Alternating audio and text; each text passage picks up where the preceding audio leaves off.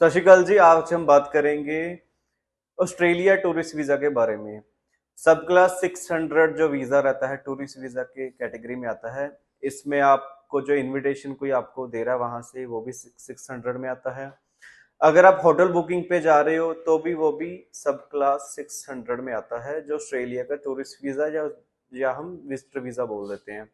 आज हम उसकी सारी डॉक्यूमेंटेशन की बात करेंगे कि क्या क्या आपको डॉक्यूमेंट्स चाहिए होंगे अगर आप सैलरीड हो, अगर आप सैलरी ले रहे हो कहीं से, चाहे आप प्राइवेट जॉब में हो चाहे गवर्नमेंट जॉब में हो। अगर आपका कोई बिजनेस है, आपकी कोई शॉप है, चाहे छोटी शॉप है चाहे बड़ी शॉप है, उसके बारे में भी बात करेंगे। या फिर अगर आपके पास कोई बिजनेस भी नहीं है और आपका कोई सैलरीड भी नहीं हो आप, तो आप एग्रीकल्चरिस्ट हो। अगर आपके पास खेत हैं, अगर आपके पास जमीन है, आप खेती बाड़ी कर रहे हो, तो भी आप अपना वीजा किस तरीके से ले सकते हो, क्या क्या आपको डॉक्यूमेंट्स चाहिए, वो सारी की सारी चीजें आज हम बात करेंगे। तो सबसे पहले हम बात करते हैं आईटीआरस की। आईटीआरस आपको 2 साल की चाहिए होती है अगर आप बिजनेस कर रहे हो, चाहे आप सैलरीड हो, आपको 2 साल की आईटीआर चाहिए होगी। अगर आप एग्रीकल्चर इनकम है आपकी, तो आपको आईटीआर की जरूरत नहीं होती, क्योंकि जो आईटीआर है, जो एग्रीकल्चर इनकम है, वो इनकम टैक्स एग्जम्पशन रहती है उसमें। अगर आप एग्रीकल्चरिस्ट हो, आप अगर आप फार्मर हो, आप खेती बाड़ी कर रहे हो, उस केस में आपको आईटीआर मैंडेटरी नहीं रहती। आईटीआर के अलावा क्या मैंडेटरी रहेगा उसके बारे में बात करते हैं हम। आईटीआर का मतलब क्या होता है? आईटीआर का होता है मतलब कि आपकी जो एनुअल इनकम है उसकी असेसमेंट होती है। वो ज्यादा भी इनकम हो सकती है, कम भी हो सकती है। आईटीआर के अलावा फार्मर्स को क्या चाहिए होगा? आप तहसीलदार के पास जाकर इनकम सर्टिफिकेट ले सकते हो। तहसीलदार वाला जो जो भी, देखो, किसी का सुविधा केंद्र से बनता है, किसी का तहसीलदार से बनता है। अलग अलग स्टेट्स का अलग अलग सिस्टम रहता है।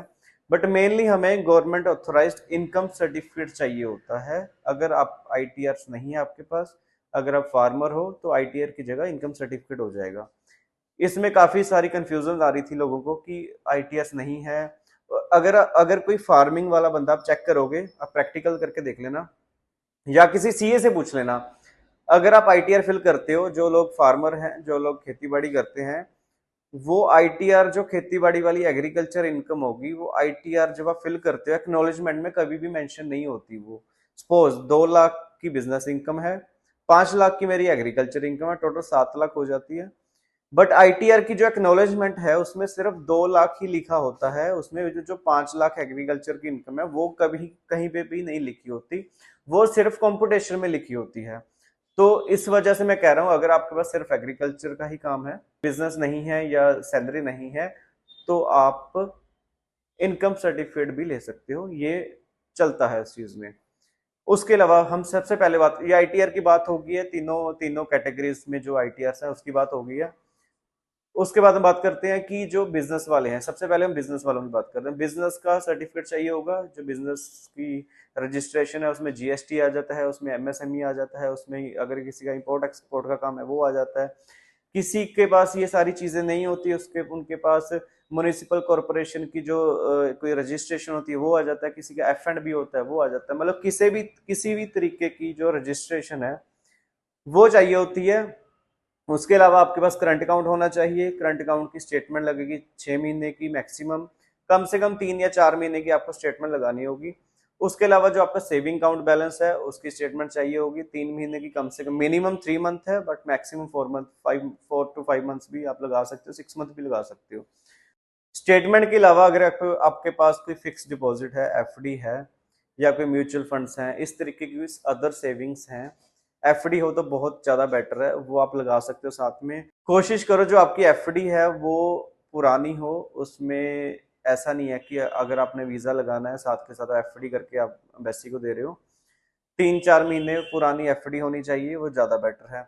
ये तो हो गया बिजनेस के लिए। उसके बाद अगर आपकी सैलरी है, सैलरी स्लिप्स लगेंगी, 3 या 4 सैलरी स्लिप्स हो जाएंगी, या जितने मंथ की आप सैलरी स्टेटमेंट दे रहे हो उतने मंथ की सैलरी स्लिप। सपोज आप 6 महीने की बैंक स्टेटमेंट दे रहे हो सैलरी वाली, तो 6 महीने की आपकी सैलरी स्लिप लगेगी।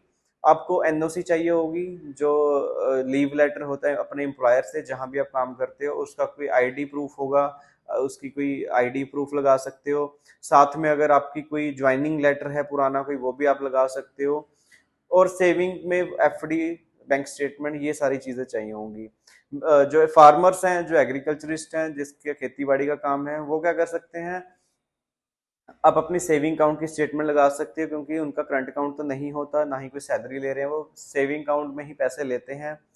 जो पैसे वो अपने अकाउंट में ले रहे हैं, मान लो वो जे फॉर्म्स ले रहे हैं, मान लो वो जो खेती बाड़ी वाली जो जमीन है, जो अपनी फसल है, वो फसल आड़ती को देते हैं। वो आड़ती से जे फॉर्म लेना मैंडेटरी है। अब जे फॉर्म से ही पता चलेगा आपकी कितनी इनकम हो रही है।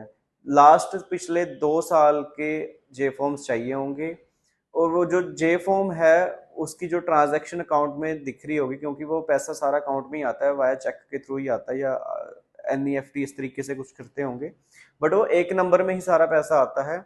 उसकी वो स्टेटमेंट भी साथ में लगेगी 6 महीने की। तो वो जे फॉर्म हो जाएंगे, जे फॉर्म के साथ आपकी स्टेटमेंट हो जाएगी सेविंग वाली, जिसमें आप पैसे ले रहे हो, और उसके साथ साथ आपकी जितने भी जे फॉर्म आ रहे हैं, मान लो 1 साल में आपकी 5 लाख के जे फॉर्म आए हैं, तो आपने 5 लाख का इनकम सर्टिफिकेट तहसीलदार से बनवा लेना है। तो इनकम सर्टिफिकेट उसी हिसाब से आपका इनकम सर्टिफिकेट बन जाएगा। अगर आपके पास कोई स्पॉन्सर है तो बहुत ही ज्यादा बढ़िया है, स्पॉन्सर से बहुत अच्छे रिजल्ट्स आते हैं, ऑस्ट्रेलिया में स्पेशली। कुछ ऐसी कंट्रीज होती हैं जिसमें स्पॉन्सरशिप जो कोई ज्यादा मैटर नहीं करती, लाइक यूके है। अगर आप में अगर आपका उसमें यूके से स्पॉन्सर नहीं है तो कोई प्रॉब्लम नहीं है, आपका वीजा आ जाएगा। बट ऑस्ट्रेलिया में अगर आपके स्पॉन्सर्स हैं, आपको कोई स्पॉन्सर कर रहा है वहां से, आपका कोई रिलेटिव, आपके कोई फ्रेंड वहां पे कर रहे हैं, तो वो बहुत ज्यादा बढ़िया है, उसमें काफी ज्यादा चांसेस हाई हो जाते हैं। मतलब आप यकीन नहीं करोगे कि आपके बहुत ज्यादा चांसेस है वीजा के स्पॉन्सर के केसेस में। हाँ, बट ऐसा भी नहीं है कि अगर आपके पास स्पॉन्सर नहीं है आप ट्राई ना करो। अभी आज की डेट में रिजल्ट्स आ रहे हैं ऑस्ट्रेलिया के, बहुत अच्छे रिजल्ट्स आ रहे हैं। बिना स्पॉन्सर के भी आप फाइल जरूर लगा के देखें, बट शर्त ये है कि आपकी फाइल जो बाकी चीजें मैंने अभी बताई हैं वो प्रॉपरली मेंटेन्ड करी होनी चाहिए, तभी आप अपनी फाइल डालें। अदरवाइज आपकी रिफ्यूजल आ जाएगी, आप फाइल मत लगाएं। अगर आपके पास ये सारे डॉक्यूमेंट्स हैं, प्रॉपरली मेंटेन्ड हैं, 3-4 महीने पुराना पैसा पड़ा है, तभी आप फाइल लगाएं। अदरवाइज आपको, मेरे को लगता है रिफ्यूजल लेने से बेटर है, इतना मतलब नेगेटिव होने से बेटर है कि आप फाइल ना लगाएं। दूसरी बात, अगर ट्रैवल हिस्ट्री है तो बहुत ही बढ़िया है। अगर ट्रैवल हिस्ट्री आपकी होती है, लाइक कुछ अच्छी कंट्रीज या छोटी कंट्रीज आप घूमे हुए, तो बहुत बढ़िया है। बट ऐसा कुछ मैंडेटरी नहीं है कि आपकी ट्रैवल हिस्ट्री होनी ही चाहिए। अगर आपका फ्रेश पासपोर्ट है, अगर वीजा आना है तो आपका फ्रेश पासपोर्ट भी वीजा आ जाएगा। नहीं आना है, चाहे आप 10 कंट्रीज घूम लो, वीजा नहीं आना है अगर आप प्रॉपरली डॉक्यूमेंट्स नहीं लगाओगे। तो ये सारी चीजों का ध्यान रखना है। उसके अलावा कवर लेटर जाएगा आपका, इंश्योरेंस की कोई जरूरत नहीं होती, मेडिकल की कोई जरूरत नहीं होती आपको, और आपको जो फ्लाइट बुकिंग होती है उसकी कोई जरूरत नहीं होती। अगर आप इनविटेशन मंगवा रहे हो कहीं से, तो अकोमोडेशन तो देखो उनके पास ही होगी, जो आप जिसके पास आप रहोगे, तो वही आपको रहने का आपका अरेंजमेंट्स करेंगे।